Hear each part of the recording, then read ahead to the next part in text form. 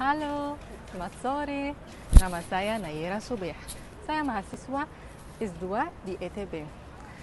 Di video ini saya akan perkenalkan Museum Nasional Peradaban Mesir dan Museum Indonesia Taman Mini Indah.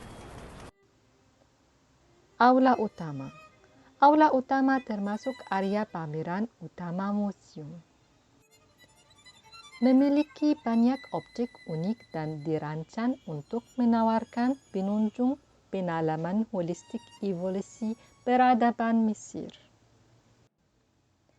Pajangannya menampilkan warisan Mesir dan memberikan pandangan yang lebih dalam tentang budaya populer tradisional Mesir. Pameran menyoroti pencapaian terpenting melalui era yang berbeda. Mulai dari zaman prasejarah, melewati zaman Firaun dan Yunani Romawi, era Koptik dan Islam, hingga ke Mesir modern. Aula ini mencakup area seluas ribuan meter persegi dan memamerkan 4 kerajinan utama yang membentuk budaya Mesir: tembikar, kayu, tekstil, dan ornamen. Sekitar 400 artefak dari periode waktu yang berbeda ditampilkan, serta sejumlah film pendek yang menyoroti karakter khas kerajinan asli Mesir ini. Aula Mumi dianggap sebagai pertama mahkota museum. Aula mumi kerajaan dirancang khusus untuk memajang mumi raja dan ratu Mesir kuno. Desain bertujuan untuk memberikan pengunjung perasaan berjalan menyusuri lembah raja-raja, di mana sebagian besar mumi awalnya beristirahat. Aula itu berisi 20 mumi kerajaan, 18 raja dan 2 ratu. Dari dinasti ke-17 sampai dinasti ke-12, mumi yang paling terkenal adalah Hatshepsut, Thutmose yang ketiga, Sekhemrata yang kedua. Mumi kerajaan ini dipindahkan dari Museum Mesir di Tahrir ke Museum Nasional Peradaban Mesir dalam upacara yang sangat besar dan megah. Jika Anda pernah mengunjungi Mesir atau bahkan jika Anda tinggal di Mesir, Anda pasti harus mengunjungi museum ini. Museum ini mengingatkan saya pada Museum Indonesia di Taman Mini Indonesia Indah yang saya kunjungi ketika saya pergi ke Jakarta.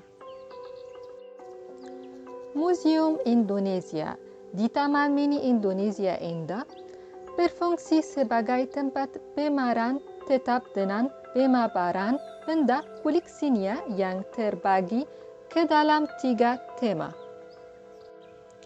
Lantai pertama menampilkan pakaian adat dan pakaian pengantin secara lengkap yang terdiri dari 33 provinsi. Koleksi pakaian pengantin dan pakaian adat yang dimiliki museum ini merupakan koleksi terlengkap yang dimiliki oleh sebuah museum di Indonesia, bahkan di dunia.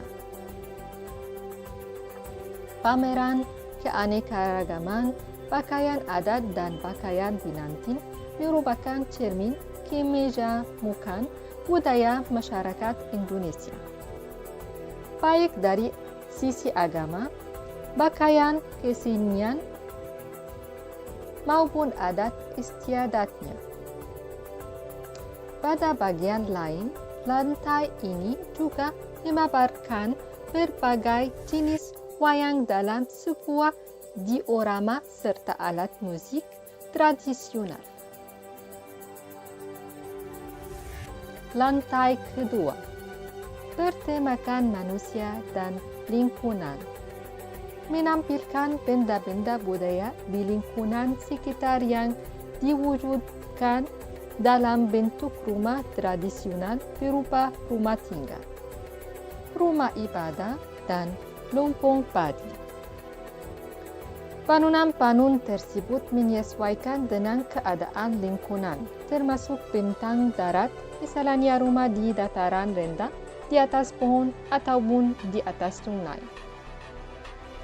Selain itu juga, ditampilkan ruangan bangunan rumah antara lain kamar penanting Palembang, ruang dalam Jawa Tengah, dan ruang dapur Batak.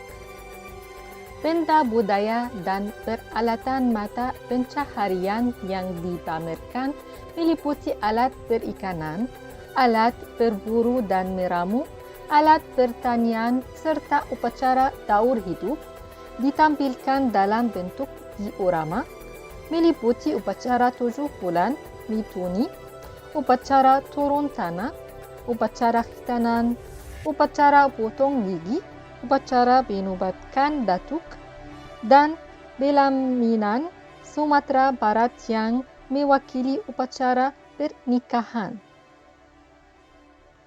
Lantai ketiga merupakan tempat pameran dengan tema seni dan karya, menampilkan hasil seni garapan dan ciptaan baru, seperti aneka kain yang meliputi songket, tenun, batik. Selain itu juga terdapat berbagai benda kerajinan dari bahan logam seperti perak, kuningan, dan tembaga. Seni ukir juga terdapat di sana. Antara lain adalah hasil seni ukir dari Bali, Toraja, dan Asmat.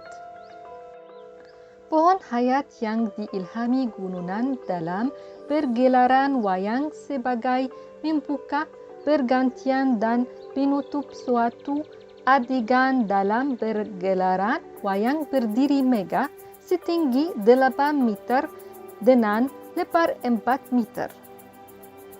Lambing alam semesta yang mengandung unsur udara, air, api, dan tanah.